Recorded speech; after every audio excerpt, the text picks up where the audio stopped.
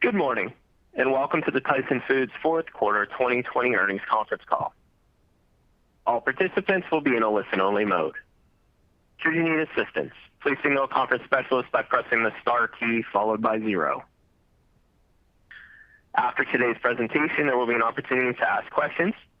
To ask a question, you may press star and then 1. To withdraw your questions, you may press star and 2.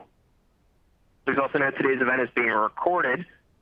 I would now like to turn the conference call over to John Cottle, Vice President of Investor Relations. Sir, please go ahead. Good morning, and welcome to the Tyson Foods Incorporated earnings conference call for the fourth quarter and fiscal year of 2020. On today's call are Dean Banks, President and Chief Executive Officer, and Stuart Glendinning, our Chief Financial Officer. Slides accompanying today's prepared remarks are available as a supplemental report in the Resource Center of the Tyson Investor website at ir.tyson.com.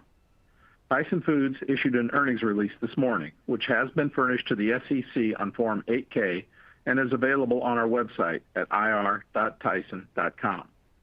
Our remarks today include forward-looking statements as defined in the Private Securities Litigation Reform Act of 1995.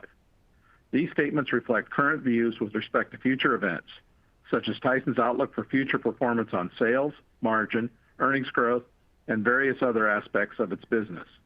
These statements are subject to risks and uncertainties that could cause actual results to differ materially from our expectations and projections. I encourage you to read the release issued earlier this morning and our filings with the SEC for a discussion of the risks that can affect our business, including those listed in our 10-K filed this morning. I would like to remind everyone that this call is being recorded on Monday, November 16th at 9 a.m. Eastern Time. A replay of today's call will be available on our website approximately 1 hour after the conclusion of this call. This broadcast is the property of Tyson Foods, and any redistribution, retransmission, or rebroadcast of this call in any form without the express written consent of Tyson Foods is strictly prohibited. Please note that our references to earnings per share, operating income, and operating margin in today's remarks are on an adjusted basis unless otherwise noted. For reconciliations to our GAAP results, please refer to this morning's press release. I'll now turn the call over to Dean Banks. Thank you, John, and many thanks to everyone listening for their interest in Tyson Foods.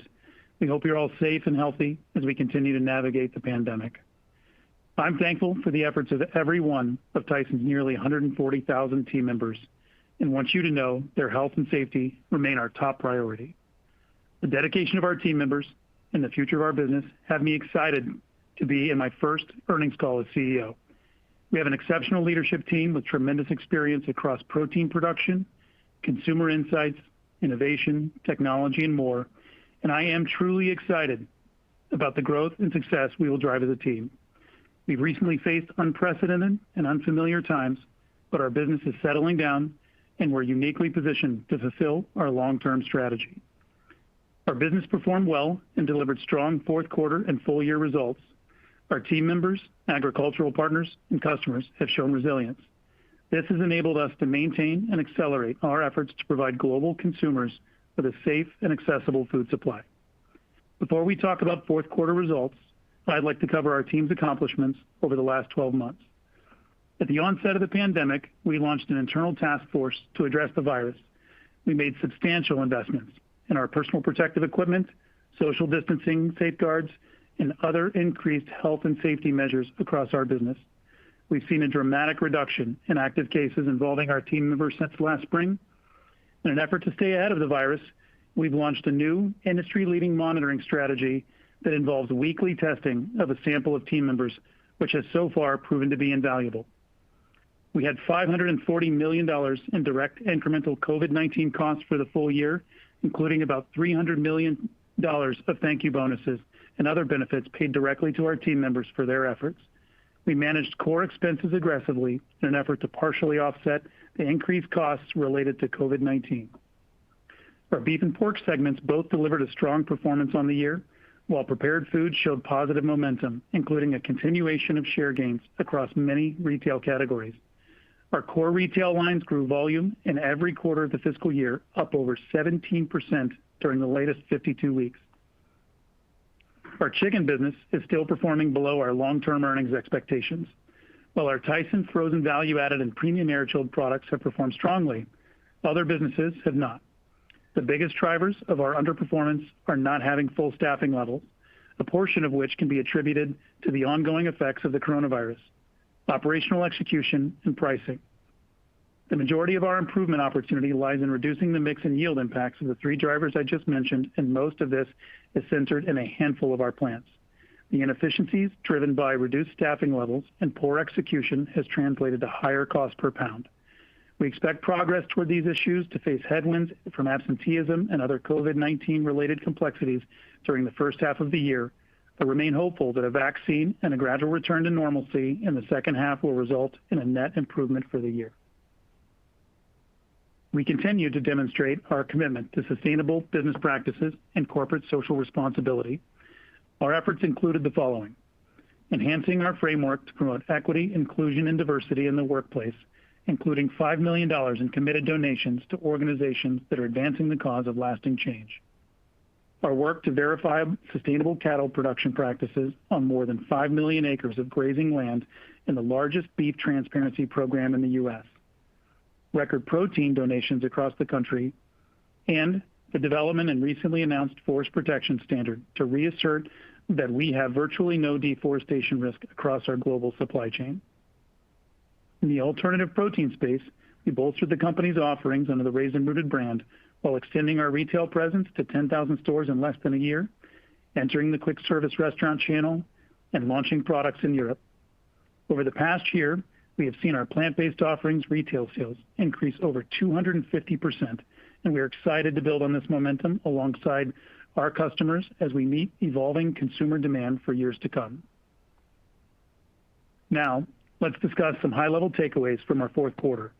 In the U.S., the pandemic continued to drive higher levels of retail demand and overall lower levels of food service volume. While quick service restaurants are close to or better than pre-COVID levels, full-service restaurants continue to operate at about 80% of normal with wide variations by geography, while schools and cafeterias are operating at levels significantly below normal. These channel impacts, as well as higher levels of absenteeism, increase the cost and complexity of our operations. Europe has a similar operating environment as the U.S., while our Asian businesses are almost back to normal. The continued strength of at-home consumption is driving historically high retail and e-commerce sales, and Tyson is winning. Our retail core business lines experienced their 9th straight quarter of share growth and continue to outperform the top 10 food manufacturers. Volumes in these lines were up nearly 15% during the latest 13 weeks, leading to nearly 2 percentage points in volume share growth during that period. As consumers increasingly shifted towards little or no contact buying methods during the pandemic, we experienced e-commerce sales growth of 99% on a full year basis and 126% in the fourth quarter compared to last year. With this growth, Tyson's online sales penetration through its e-commerce channel partners is now estimated at over $1 billion, and we expect continued relevance of this channel moving forward. The company experienced solid results during the fourth quarter, driven by strong operating income performances in our beef, pork, and prepared foods businesses. The performance of these segments offset lower results in our chicken business. In total, we delivered almost $1 billion of operating income for the fourth quarter in spite of the negative impacts of $200 million associated with COVID-19. This represents an operating income improvement of $275 million versus Q4 of 2019, an increase of almost 40%. Our prepared foods business delivered strong Q4 results. Our brands and products continue to resonate with consumers, as demonstrated by our track record of share growth, 9 quarters in a row. We have a balanced mix of distribution channels, giving us a resilient business model that's able to effectively react to external factors, including obstacles caused by COVID-19. Improved operational execution, as well as lower commercial spend, also helped to drive strong Q4 results. We're also pursuing SKU rationalization and optimization opportunities across our production network. Our beef and pork businesses continue to be an important part of our company's portfolio strategy. They generated very strong returns during the quarter, enabling investments in key value-added and international growth initiatives across our business. The beef segment delivered solid earnings as the cutout margin remained strong while live cattle prices, driven by plentiful supplies, remained relatively low. This was set against the backdrop of continued strong consumer demand. Our operational performance recovered substantially from the early COVID-19 impacts, and volumes were up 31% versus the third quarter. Exports have also been strong for our beef segment, which serve as a way for us to optimize all parts of the animal, including products that aren't traditionally consumed within the American diet. We expect to see continued adequate cattle supplies during fiscal 2021. The pork segment also delivered very strong earnings during the quarter, despite a narrowing of the spread as hog costs increased and the cutout came down. The hog supply remained strong while our plants faced less disruption and produced significantly improved volumes versus Q3. The plentiful conditions we've seen in the hog supply are beginning to moderate as a result of the industry's ongoing recovery, but we expect adequate supplies in the near term. In an effort to support the independent hog farmers who rely on us for consistent and reliable outlet for their livestock, we've worked hard to safely maximize our processing capacity. African swine fever has persisted overseas, moving into Germany's wild boar population. This infection quickly led to certain nations banning German pork exports, which we expect to create incremental global demand for U.S. pork. We're beginning to see some level of herd rebuilding in China, but we agree with industry analysts that a complete recovery may depend on eradication of ASF and/or the success of a commercial-grade vaccine. Our view is that full recovery could still be a multi-year event. Until this occurs, we expect to see a continued redistribution of global pork supplies. Within the U.S., export demand has increased at a pace that has helped to offset increased pork supplies domestically. This demand has been supportive of hog prices, which is critical for U.S. independent hog farmers. Our Q4 chicken results improved sequentially compared to the third quarter as we saw some recovery in our operations and experienced lower COVID-19 costs. However, the results were not better than our prior year as a number of the challenges which I outlined earlier are still with us. Having said that, we've seen tremendous performance within our branded retail value-added poultry lines, including more than 24% volume growth during the quarter with simultaneous volume and dollar share gains. The impacts of COVID-19 on channel volumes and operating efficiency resulted in net negative volumes for the quarter and higher operating costs. We also saw a dramatic softening of the leg quarter market during the quarter, which has since leveled out. As I mentioned, we are aggressively executing a variety of operational and supply chain efficiency programs to better position us for long-term competitiveness. Additionally, we are continually identifying ways to drive costs out of our structure while remaining keenly focused on operational improvements and customer service. As COVID-19 related absenteeism rates have improved, although not yet back to historical levels, we are focused on the operational improvement programs mentioned in fiscal 2020. We still believe the original target of $200 million in cost savings as a result of these improvement initiatives is attainable. Our international portfolio continues to give us great opportunities for growth and synergy. Our view remains that the vast majority of global protein consumption growth will happen outside of the U.S., so we are positioning our company to meet that need. During the last quarter, we found new, profitable international outlets for U.S.-based byproducts that would otherwise realize relatively low values domestically. By leveraging our U.S.-based scale with our newly acquired and legacy international businesses, we've identified repeatable opportunities to margin up bulk export products into a convenient, value-added, and retail-ready format for international markets.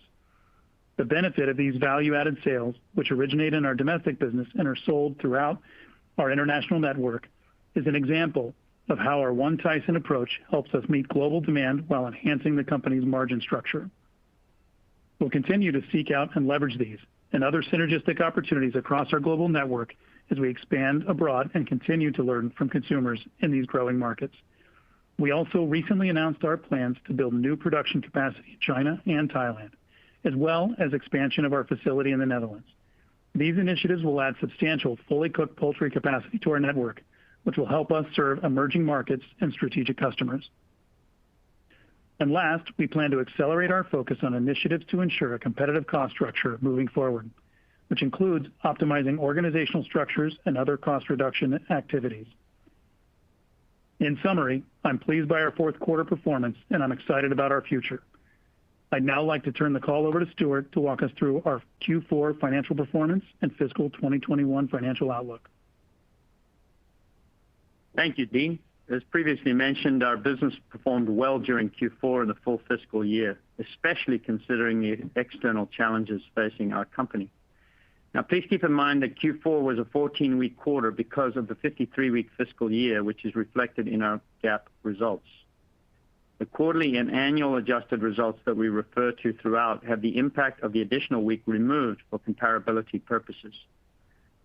We delivered operating income of $961 million during the quarter, up almost 40% versus Q4 19, and $3.1 billion for the full year, up almost 5% versus last year, leading to a total company return on sales of 7.4%, up about 40 basis points versus last year. This strong performance resulted in $1.81 of EPS for the quarter, an increase of approximately 50% versus Q4 19, and $5.64 for the full year, up about 3% versus fiscal 2019. This performance was predicated on our flexible cross-protein portfolio that has shown great resiliency during recent periods of disruption to our industry and economy. Our Q4 results include a $75 million positive derivative impact, although on a full year basis, derivative values were relatively flat.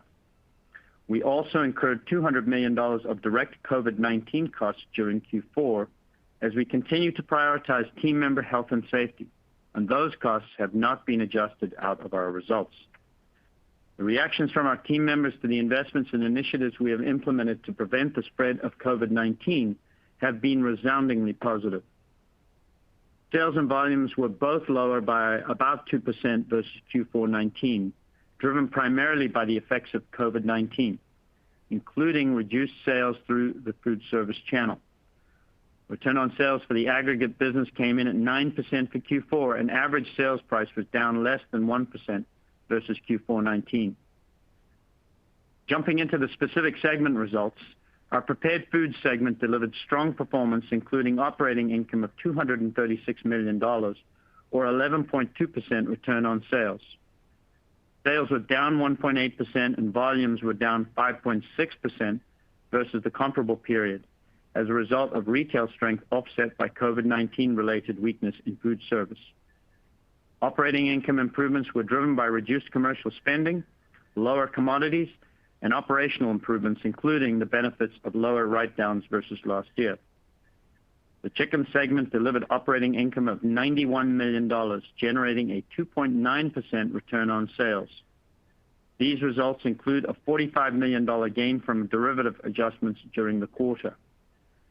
Sales were down 7.5% and volumes were 5.4% lower versus the comparable period last year, driven in large part by the effects of COVID-19, including lower food service volumes.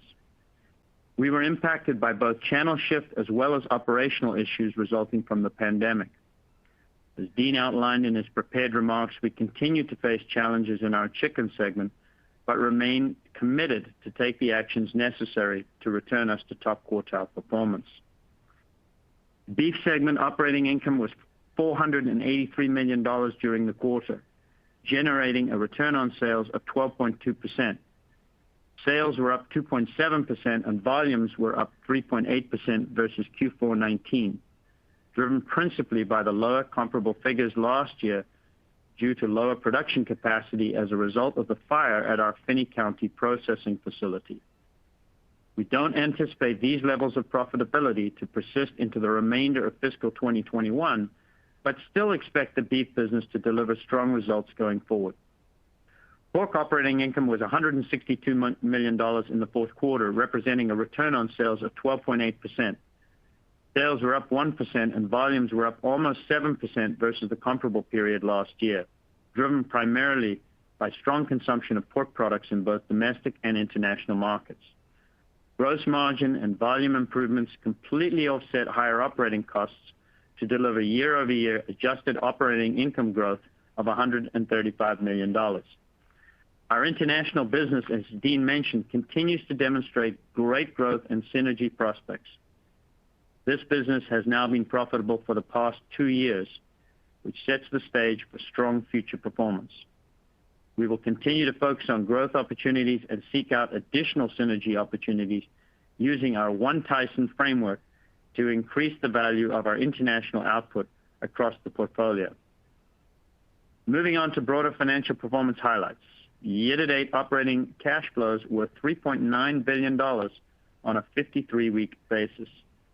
Our balance sheet and leverage ratios continue to strengthen, driven by gross debt deleveraging and an increasing liquidity position as a result of strong cash flows. We repaid almost $700 million of bond maturities during the quarter, and our ending liquidity, which was higher than we would have originally anticipated due to strong operating cash flows, was $3.2 billion. Net debt to adjusted EBITDA for the quarter ended at 2.3 times, which included the negative effects of our direct COVID-19 costs. Net interest expense totaled $123 million during the quarter. Our effective tax rate was 21.6% in the fourth quarter, and weighted average shares outstanding were approximately 364 million. Capital expenditures during the fourth quarter came in at $292 million, while depreciation and amortization totaled $316 million.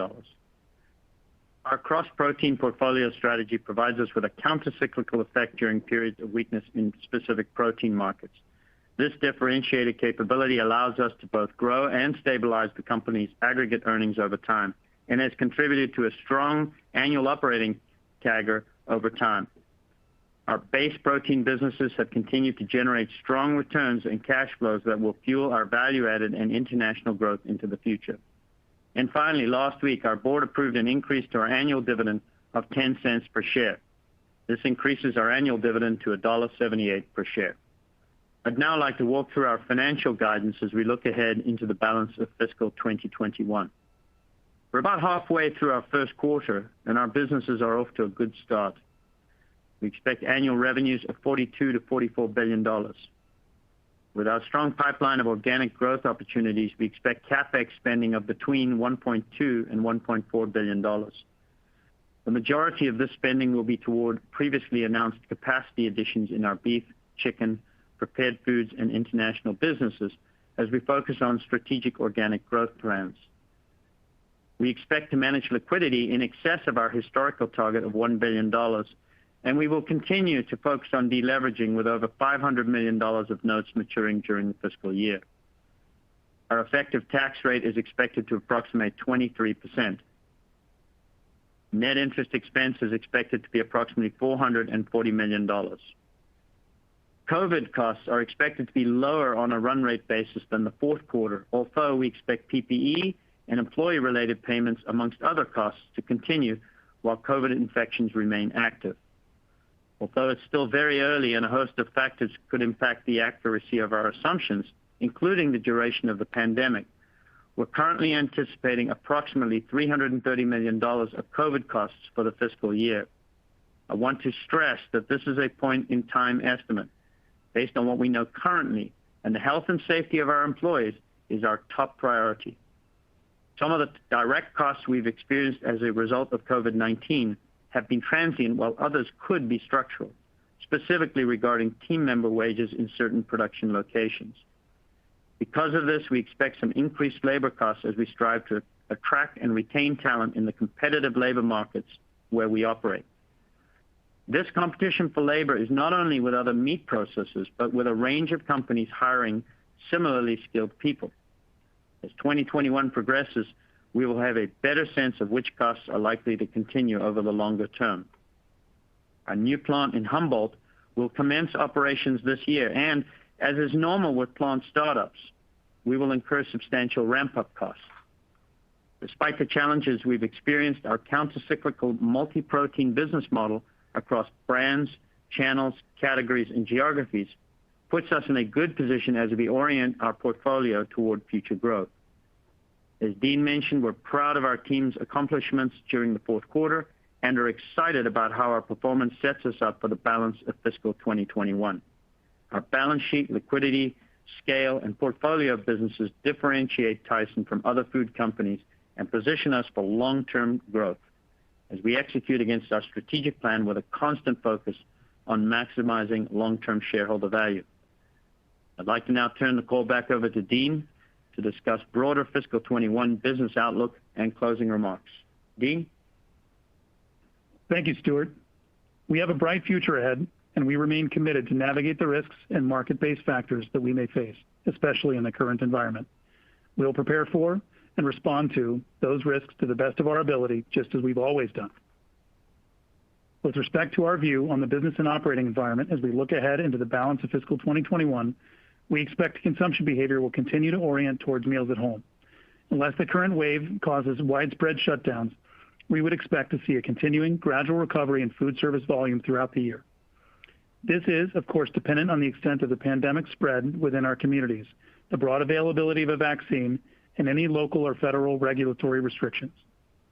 As we look across our businesses, we are evaluating where we can utilize automation and technology in our work that will enable more efficient and effective collaboration and operations.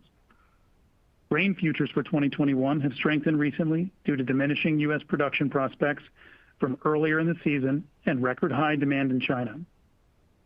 Prices have been further supported by unfavorable weather in competing crop-producing countries and could result in overall grain costs being higher for 2021. Remember our previous guidance that a 10-cent per bushel move in corn or a $10 per ton move in soybean meal translates to an approximately $25 million change to cost of goods sold. The trade environment continues to present uncertainty, especially considering this year's elections and the potential implications that may have on trade policy. We recently observed higher freight costs due to limited driver availability and mix-related load inefficiencies that are exploring opportunities to mitigate and offset this trend. This is in addition to the challenges we mentioned earlier around ensuring full staffing in our plants. Beef and pork segment margins are expected to moderate toward more historical levels as industry capacity, live animal supplies, and finished goods inventories equilibrate, although we still expect these businesses to generate healthy returns. At the same time, we expect stronger performances from our prepared foods and chicken businesses as we sharpen our focus on cost reduction and operational improvement. We also expect that when the virus recedes, our ability to drive business improvements will accelerate. In closing, our business performed well during an unprecedented time. Our team displayed resilience when consumers more than ever needed access to a stable and accessible food supply. While we will continue to face pandemic-related challenges in fiscal 2021, we're settling the business down to be focused on executing our long-term strategy while generating strong returns for shareholders. I am excited for the opportunities ahead for this great company, and am certain we have the people, products, and strategies in place to drive future growth. That concludes our prepared remarks. Operator, we're ready for Q&A. Ladies and gentlemen, at this time, we'll begin the question and answer session. To ask a question, you may press star and then 1 using a touch-tone telephone. If you are using a speakerphone, we do ask that you please pick up your handset before pressing the keys. To withdraw your questions, you may press star and 2. We do ask that you please limit yourself to 1 question and 1 follow-up. If you do have further questions, you may re-enter the question queue. At this time, we will pause momentarily to assemble the roster.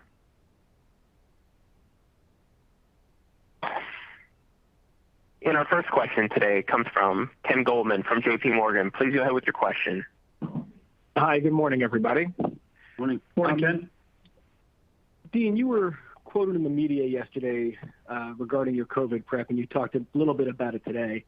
I did just want to clarify a little bit, though, just given how quickly the virus is spreading.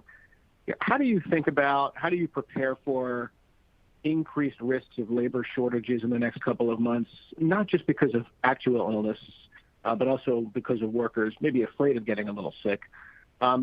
And I guess on a tangential note, are you seeing any short-term demand upticks for your products as consumers, maybe pull some orders forward a little bit?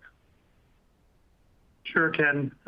First and foremost, our team member safety has been our top priority, and we've taken a tremendous amount of forward-looking action to make sure that we're prepared so that when they come into work every day, they not only feel safe, but they look around and see a variety of precautions that we've taken to protect them. So you've seen some announcements that we've made around hiring of nurses in our facilities. that was in anticipation of what we're seeing today, and for fear that actually could manifest itself. We've posted a position for a chief medical officer, which we're close on.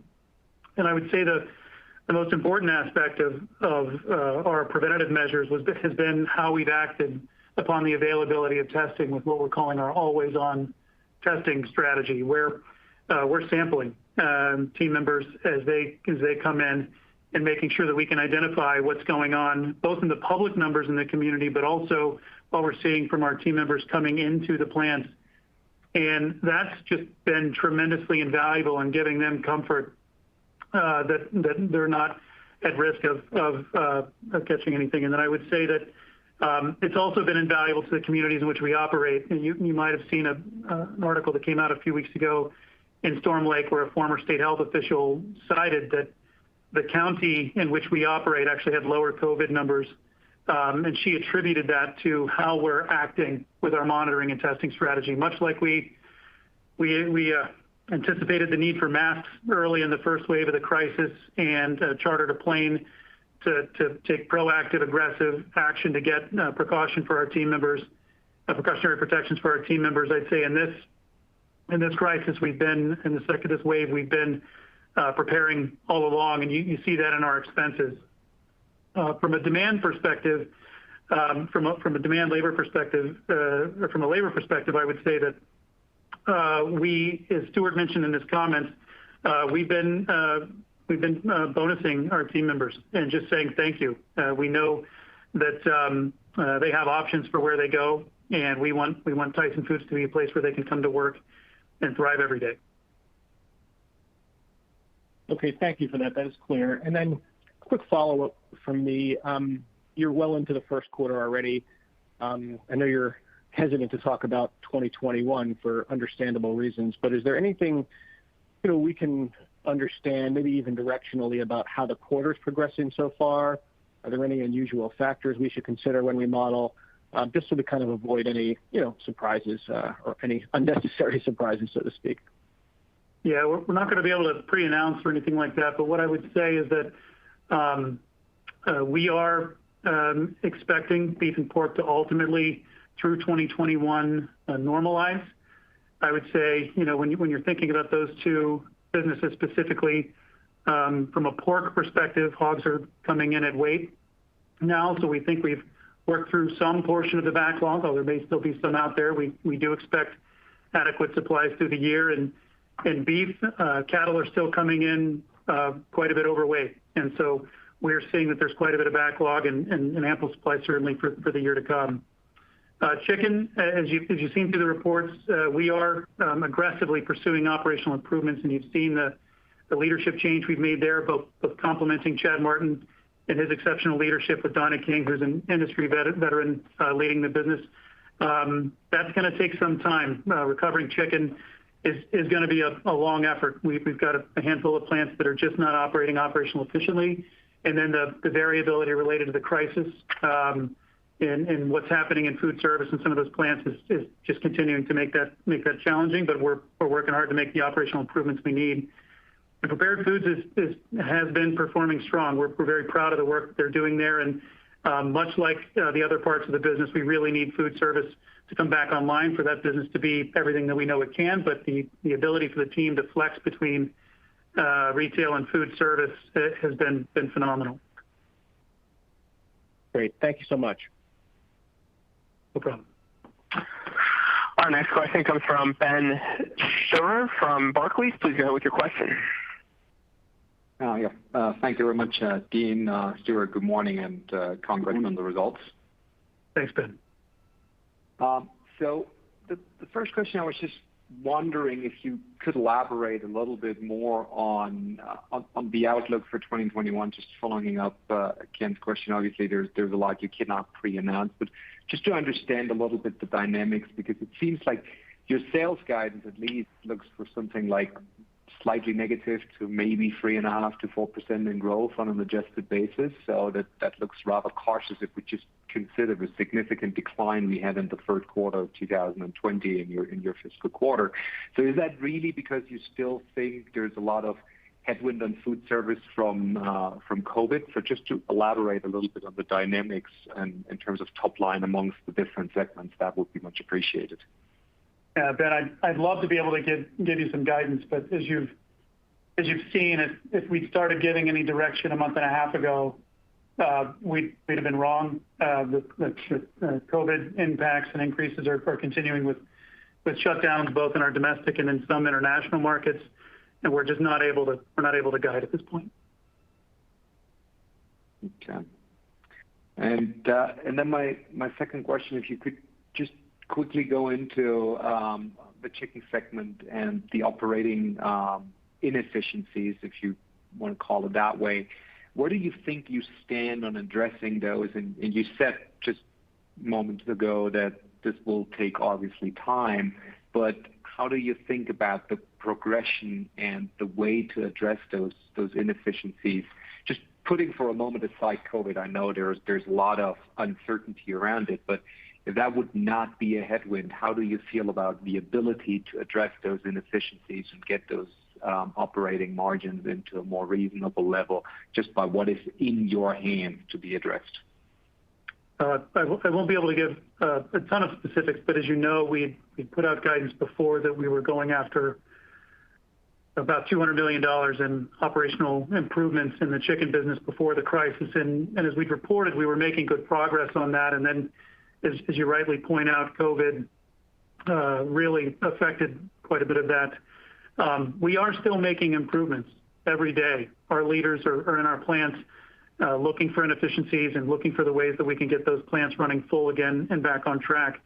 But as far as recovering that full $200 million, there will be some value in the recovery from COVID and food service and getting our plants back up to full operational capacity. But we're not waiting on that. Much like you've seen in the past, the shift from food service to retail, we've done that where we can.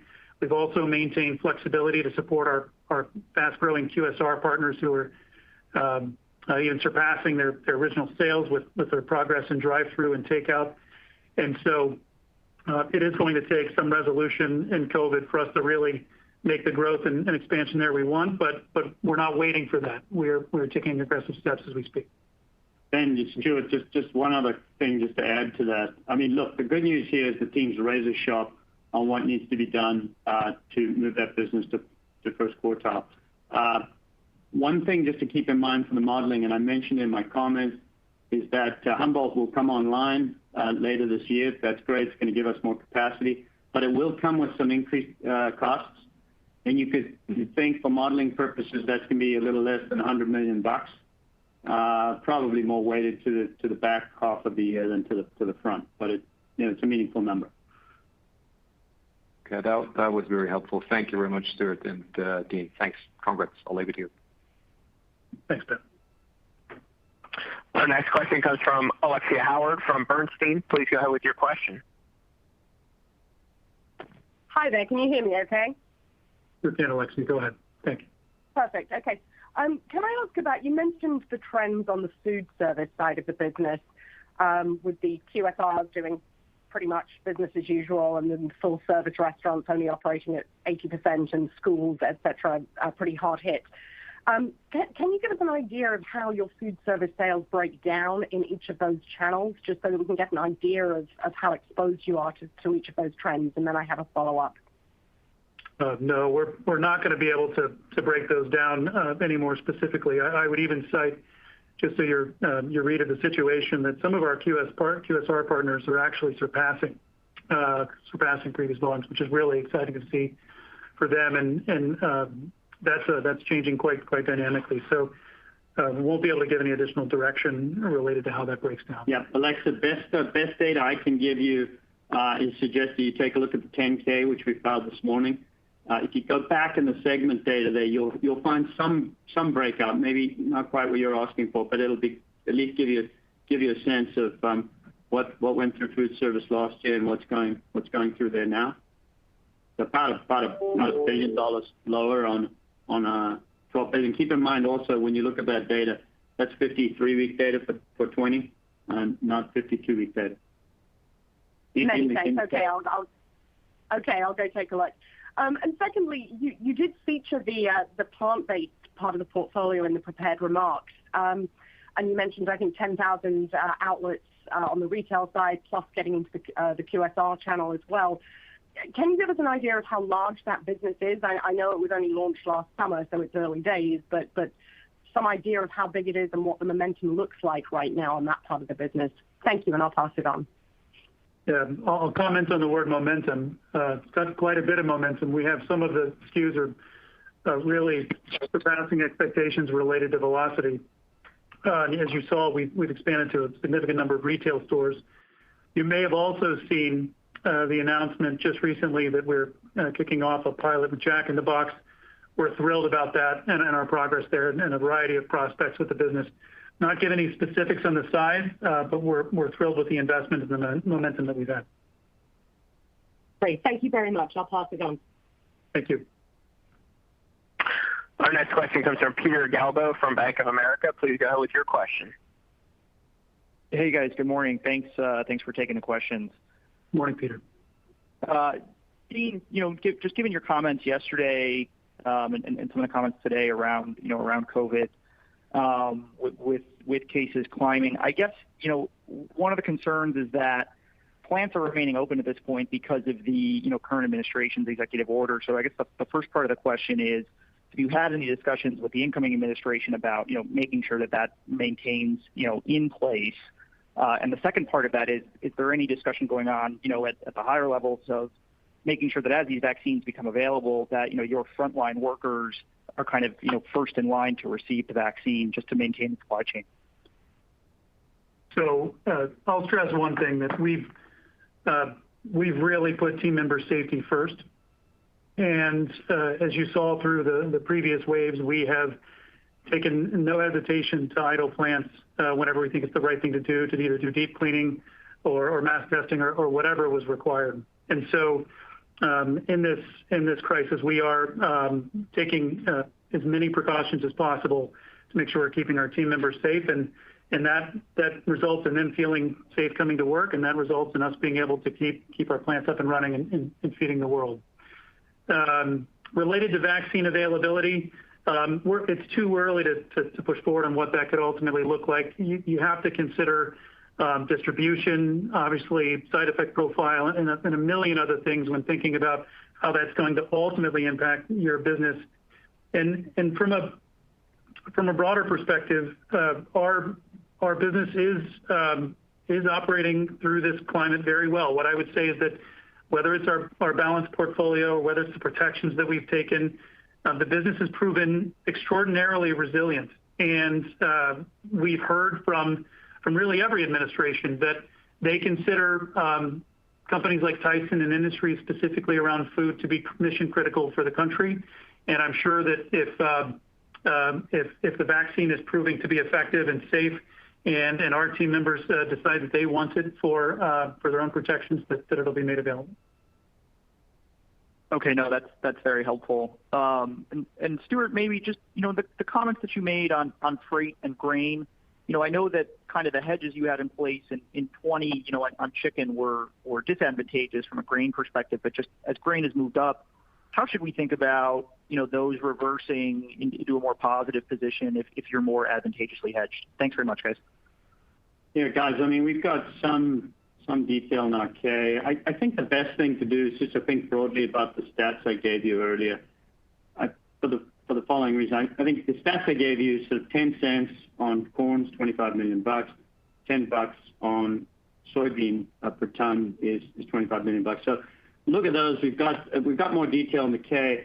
We ought to think about hedging as sort of ultimately following the basic trend. I mean, it's going to create a lag. So as grain prices go up, hedging will operate in such a way as to slow that increase in our numbers. But then you'll get the opposite on the other side. So think about the curve. I mean, the curve is distinctly upward, certainly in the last month or so.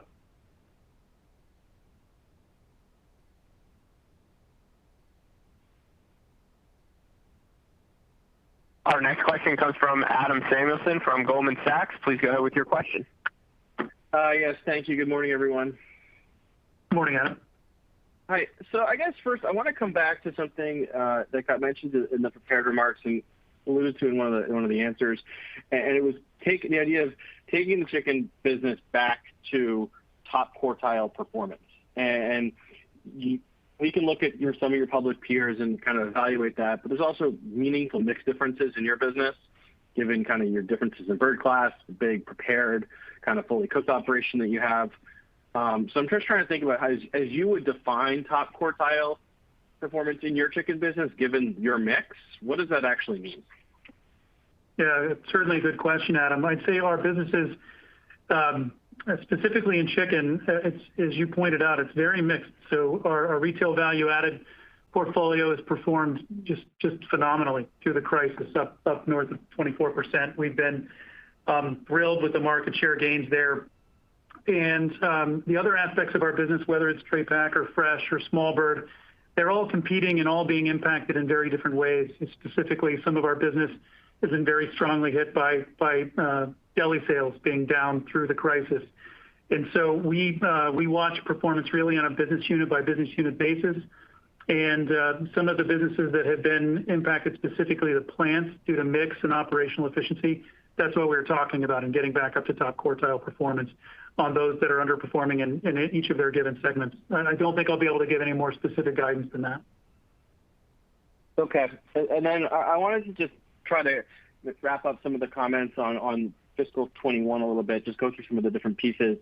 So if I'm reading the guidance right, about $210 million of tailwinds today on COVID costs, that could change. $100 million or so of incremental costs related to Humboldt. If I would look at grain today, I would take the sensitivity that you just gave, Stuart, and I would think it's at least $150 million on a gross basis. Now, I know you pricing to offset some of that, but gross 150 or so. And then freight, I didn't catch a number in terms of what the headwind was. And then just any other kind of discrete kind of Tyson controlled expenses or things you have line of sight to that you could call out before we overlay the market kind of conditions? Yeah, sure. So let me give you a couple things. So first of all, I wouldn't necessarily say that COVID is necessarily the tailwind. Remember, I gave you the 330. That is a number that is lower than this year, but keep a close eye on COVID because that's a point in time estimate, and I wanted to make sure you got that. But I accept that for the month, that's a $200 million benefit. On freight, I didn't give you a number, and I'm not going to give you some specifics there, but it's some pressure on grain. The numbers you're just sort of talking about, that's probably in the range. That's going to vary, by the way, based on whether the numbers, where the price goes. The only other one I would say that you don't have in there, which we did call out during the prepared remarks, is what happens with our picture on labor. And I did draw your attention to the fact that there are some locations where we're starting to see some wage pressure as we compete for labor, not just with other meat processors, but with a broad range of companies. That's going to take some time to figure that out. Again, the labor market's seeing a lot of disruption from COVID, and we'll see how much of that becomes structural versus temporal. Okay, I appreciate that call. Thank you. Our next question comes from Ben Bienvenu from Stephens Incorporated. Please go with your question. Hey, thanks. Good morning, guys. Morning.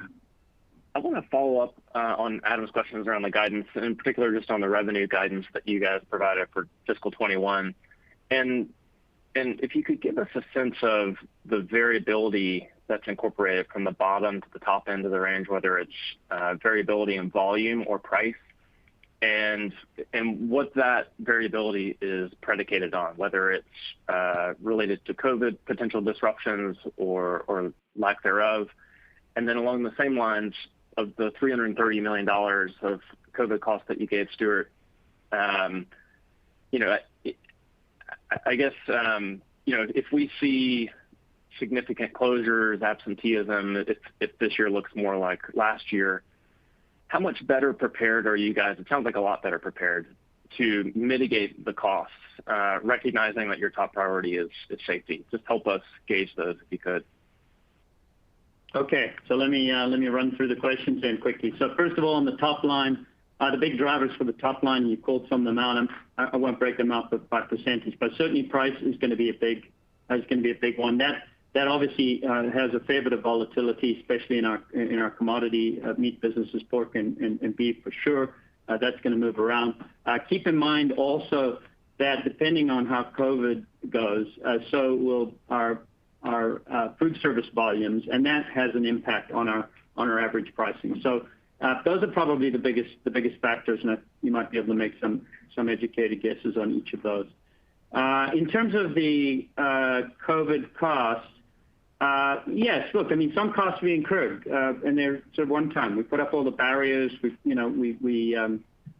Initially masks were costing more. It was hard to find them. So I think you're going to find some of those costs either won't have to be repeated or maybe aren't as difficult.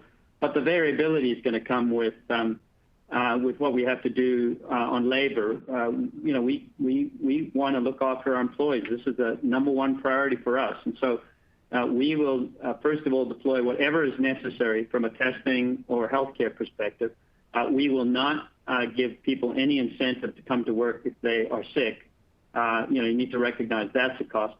And then, of course, last year, a big chunk of our cost was some of the thank you bonuses that we paid to our frontline employees for coming during a very difficult time. And whether or not that has to be repeated will be dependent on the outcome of COVID. So, unfortunately, not an absolutely clear number, but that's because we're not facing an absolutely clear set of circumstances. Understood. Thank you. My second question is related to the prepared food business, and I know there's bifurcated results within this, but the retail is doing quite well, and I'm curious how you guys are thinking about product innovation in the midst of this operating environment. You talked about SKU rationalization as well, and that may have been across your segments. But any commentary you could talk about in terms of how you're building that business for future growth as it relates to new products, and how we should be thinking about the pace of innovation. Sure. I'll comment in a few ways. First off, we spent a good amount of time thinking about the e-commerce channel, which we see growing, and how we package our foods to make sure that they're more accessible to click and collect, click and deliver, and that's really paying dividends, as you saw in the results. We do see that even at the extent of COVID today, that consumers are really getting tired of cooking at home and making sure that we have ready-made foods or easy to cook or easy to prepare foods in the prepared foods business. That has also really benefited us through the crisis. Looking forward, we know that there's stickiness in click and collect, click and deliver, and so making sure that our products are even more amenable to that. And we've looked at everything from preparation to packaging across the entire prepared foods franchise to make sure that as we start moving out of the crisis, we're steady and ready to deliver in that business. Okay, great. Thanks. Congrats on the results and best of luck. Thank you. Our next question goes from Michael Picken from Cleveland Research. Please go ahead with your question. Yeah, good morning. My first question was on chicken. There's been a little bit of a reduction in egg sets recently, and I guess I'm just sort of wondering in terms of your business, should we be sort of tracking your commodity chicken piece sort of in line with those, and how historically higher feed costs have maybe led to a little bit more rational chicken production? Like, how much are you sort of thinking about the volumes for your chicken business and the potential pros and cons of potentially higher feed costs? No, we're not going to be able to comment relative to industry. We'll just talk about ourselves, that when we're looking at running our facilities and running them efficiently and effectively, obviously the way that we place eggs and the way that we deliver with those businesses from an operational efficiency perspective, it really depends upon the markets and what's going on, whether it's food service having some cutbacks or whether it's retail running away. We're always making adjustments to that and trying to do our best to run our plants full and efficient and effective. So won't be able to comment on how that is relative to industry. And related to costs, sorry, I'll finish the second part of your question. Related to input costs, as you know, some of our product ultimately goes out in prices at commodity spot markets, et cetera. Some of it is contractual, where input costs ultimately pass through, and some of it are fixed price that's negotiated over time. So no real comment yet on how that's playing out relative to what we're placing and what we're delivering. Great. Yeah. And then my follow-up was actually related to kind of the leg quarter market and exports. I guess specifically, we saw pork prices run up quite a bit about a month or two ago, and it seems like the export demand is improving for beef. What is it going to take to turn the chicken export market around at absent pause, or are you seeing any signs of pickup, and if so, what markets? Thanks. Sure. You may have read we've put a pretty significant amount into an initiative that we're calling One Tyson, and compliments to our international folks that are listening in. They've done an amazing job at really taking the byproduct of our domestic production and valuing that up in the international markets. And we've just seen tremendous success in that, and also working with them to rationalize our export teams and make sure that we're getting the best deployment efficiency of our products. And then our international markets are also consumers of our own leg quarters. And so we've got a lot of international further processed capacity that we feed when prices come down. Those businesses can deliver better margins. So we're doing everything we can to find full balance and optimization through the One Tyson network.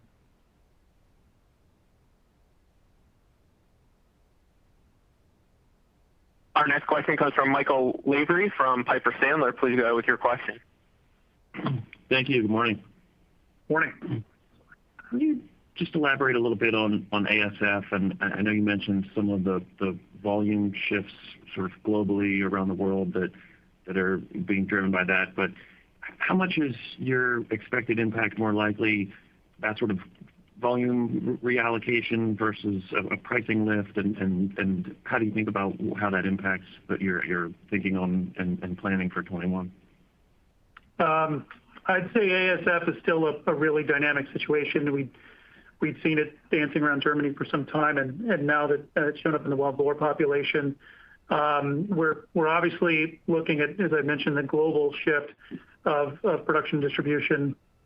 We're seeing obviously continued increased demand from China and other export markets that were serviced by Germany. But as you can imagine, the rebalancing component does mitigate some of that and make it so that the German exports end up landing somewhere else that otherwise were fulfilled by other markets. And so generally, ASF is not gone. And until there's a vaccine, we don't expect it to be gone. We know that all countries are bracing and doing a lot to try to mitigate. China's obviously aggressively trying to fill that hole. We've seen a variety of efforts there. And I'd say it's going to continue to impact our business, especially our protein portfolio, for some time because of the counterbalancing effects of each of our proteins. There'll be continued demand globally the more and more ASF is impacting the markets, but it's not going away anytime soon. Okay, that's helpful. And just a quick follow-up on the plant-based business. Is the 10,000 stores around where you had expected to be, or has COVID and maybe shelf resets being delayed impacted that, where we should expect some upside to that? How does that look maybe going ahead? No, I'd say from a retail perspective, we've seen the uplift in our alternative protein portfolio much like we have in other parts of our business, and that's been encouraging both from a placements perspective and from a velocity perspective. The place where I think all new product launches, maybe except for chicken sandwiches, have been impacted is in food service. And so we've actually obviously very interested in the food service environment for alternative proteins. You've seen the recent announcements begin with Jack in the Box, and we're excited about that set of portfolios. But we've seen food service players revert a little bit back to kind of staple menu items and consolidating menu items through the crisis, so they can get people through their drive-thrus and through their takeout more efficiently and effectively. Okay, great. Thank you very much. Our next question comes from Robert Moskow from Credit Suisse. Please go ahead with your question. Hi, a couple of questions. One is, I'm a little surprised how difficult it is to estimate the duration of the backlog of cattle for the beef segment. Dean, can you tell me, like, what are your analysts telling you in terms of, like, how long that could take? How long do you expect to be having higher weight cattle running through, and what makes it challenging to estimate it? And then my last question is, I was reading the Wall Street Journal article that you were in about the COVID response. It said that you had tested half your employees. Is there any reason you didn't go forward and have tests for all employees at the plants? What's the pros and cons of that? Thanks. Sure, Rob. I'll go ahead and take your first question first. So I would say that it's worth just pointing out that in a volatile, uncertain COVID environment, the hesitation you're seeing in our pace and velocity and moving through the cattle backlog is the analysts are probably likely expressing just as much uncertainty on the ability to produce as really being able to estimate what's going on in the field. We see adequate cattle supplies for a year plus out, and we think that's healthy for our business, and we're going to be able to operate and thrive through that. And so you're probably just seeing hesitance in projecting forward for fear that there could be further shutdowns and that sort of thing, and not knowing the precautions that we've taken to ensure we're going to be able to do what we can to provide adequate production and supply. Related to the COVID response, we have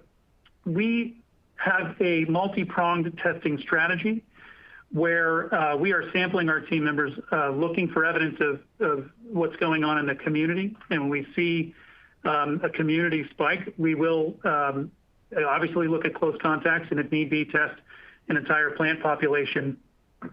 You'd asked about the trade-offs of testing. Early in the crisis, we made decisions to aggressively implement plant-wide testing anywhere that we were seeing signal that there could be community infection. And we found a substantial number of asymptomatic positives that were not being identified in the broader community. And I would say the media generally wasn't terribly forgiving of that. And although it was absolutely the right thing to do, both for our team members, for the communities in which we operate, and for our customers, to make sure that we can keep our plants running. And so there's balance to that, but Tyson has taken the side that, aligned with our values, that we're putting team member safety absolutely first, and we're testing aggressively anywhere that we see it as needed. Okay. Thank you very much. Thanks, Rob. Our next question comes from Ken Zaslow from Bank of Montreal. Please go ahead with your question. Hey, good morning, everyone. Morning, Ken. It's just, I get this question a lot from the investors. I just kind of would like, see what you could talk about with this. Dean, as you went through your review of the businesses, what do you think the actual cause of the chicken operations issues are? Like, where do you think it stems from, and like what happened? Can you give us a thought on how that actually transpired? Well, in our business, we've always taken effort to value up a portfolio and build higher margin products inside given plants and facilities, and that decision was made at the expense of operational efficiency whenever protein prices were high, and we could go capture the margin in the marketplace. With the correction in leg quarters and breast meat and pricing, that makes it hard to run your plants operationally efficiently, and we're now going back to basics and making sure that the plants run lean and effective and efficient. And then, if and when pricing ever recovers, we'll be able to capture that margin on top of that. Okay, and then the second question is, it's a hard question to ask, I guess, is as you were thinking about the year, there was probably a thought that maybe the outlook may not have been as good as it is now. Can you talk about what has changed for the positive? Maybe thinking that initially maybe your profitability would not be as strong in 2021, but now it seems like you're a little bit more comfortable with the outlook. Can you talk about how things have progressed and how you're thinking about the general profitability of 2021?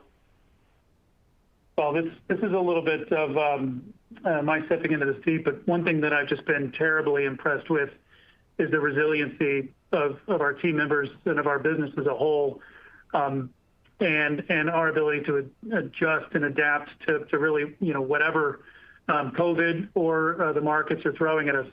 And so that has me confident in 2021 and in the future of Tyson Foods. I think we've assembled a phenomenal set of assets that work together to make sure that the business remains resilient and make sure that we can keep food on the tables of the global consumer. And then the strategic plan that we put together when I was in the SAC that we're still standing by today, and our ability to pick up the tempo with that is also really encouraging. The acquisitions that we've made internationally turn out to be quite symbiotic, and we're finding a lot of efficiencies in the portfolio that we've assembled there. And then the investments we've made in prepared foods just continue to surprise in their ability to both gain market share and volume growth. And so, all in, there's a lot of reasons to be excited about Tyson Foods today and in the future. And the word that I would use is resiliency, tied to the core business and a lot of foresight tied to the strategic plan and how we put it together. So you're more comfortable that Tyson will actually have a profit growth in 2021? Is that a fair assessment? No, I'm not going to guide on forward-looking profit. Maybe just a little bit of perspective from me, Ken. I'd go back to the remarks that we made this morning. We said that we expect to see that chicken and prepared foods would improve during the year. You probably can see what is taking place in the cutout for beef and pork, so that's data you can sort of follow for the quarter so far. But I think beef and pork will be the variable factor during the year, right? And that's the one to watch, I would say, just to figure out how that performs versus how chicken and prepared perform. And we're going to know more about that as we go through the year. Of course, the other variable is COVID. And I think as we get into the year, through this first quarter, we'll have a better perspective.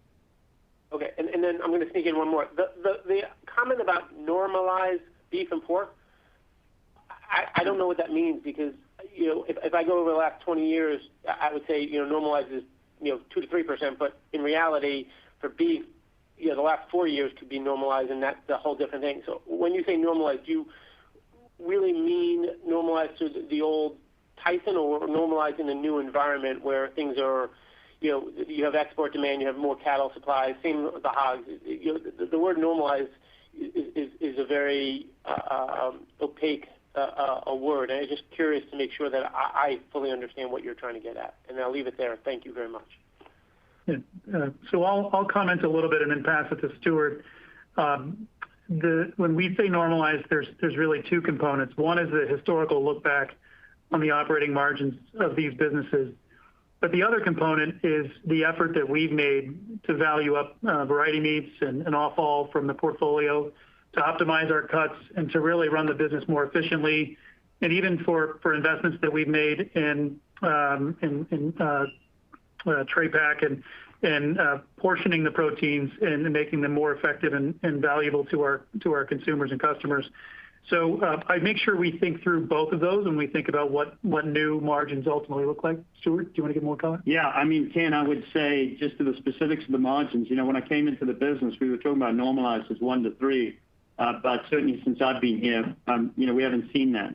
And so we sort of tossed out the idea that normalized is 1 to 3. On the other side of things, I think if you look at the quarter, we're turning in almost 12% return on sales for the quarter, so the question is, can beef and pork continue to operate at those levels? And we think that over time, that will likely move back more to the middle ground, right? And so when we use the sort of more recent trends, I think is sort of what we're talking about when we say normalized. There's a lot of global demand for these products. And I think as an analyst group, you'd want to spend some time really understanding whether or not the ground has shifted in the sense that, beef is growing demand for beef around the world. And there are not a lot of geographies actually that can produce it. This is one of them. I agree with you, and I appreciate the answer. Thank you. Have a great day and stay safe. Thank you. Thanks, Ken.